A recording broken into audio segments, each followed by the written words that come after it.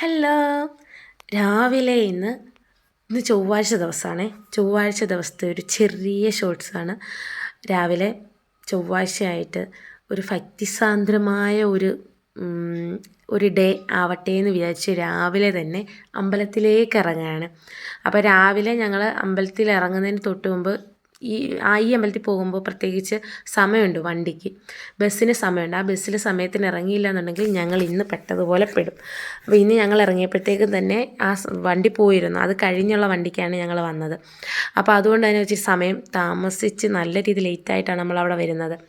അപ്പോൾ ബസ് ഇച്ചിരി യാത്രയും ഉണ്ട്. അപ്പോൾ അത് കഴിഞ്ഞ് അമ്പലത്തിൽ വന്നു. അമ്പലത്തിൽ തൊഴുത് അവിടുത്തെ പ്രസാദങ്ങളും കാര്യങ്ങളൊക്കെ വാങ്ങിച്ചു. അവിടുത്തെ പൂജകളെല്ലാം ചെയ്യാനുള്ള എല്ലാം ചെയ്തു.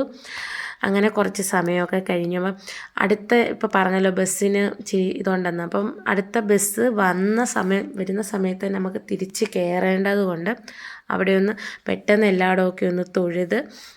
പക്ഷേ സമയമുണ്ടായിരുന്നു കേട്ടോ, പെട്ടെന്നല്ലായിരുന്നു, സമയമുണ്ടായിരുന്നു.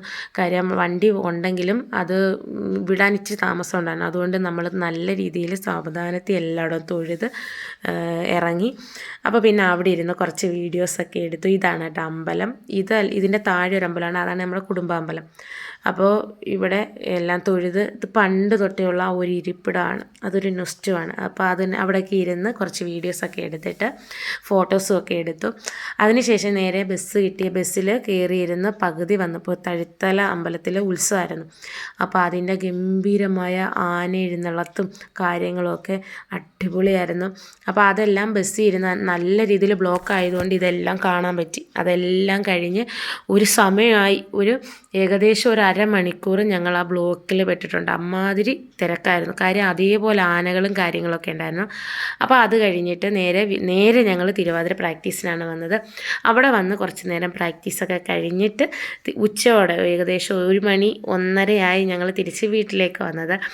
അപ്പോൾ പ്രാക്ടീസൊക്കെ നടത്തി പുതിയ തിരുവാതിര ഒക്കെ എടുത്ത് അതിൻ്റെ പ്രാക്ടീസൊക്കെ നടത്തി കഴിഞ്ഞിട്ട് നമ്മൾ നേരെ തിരിച്ച് വീട്ടിലേക്ക് വന്നു.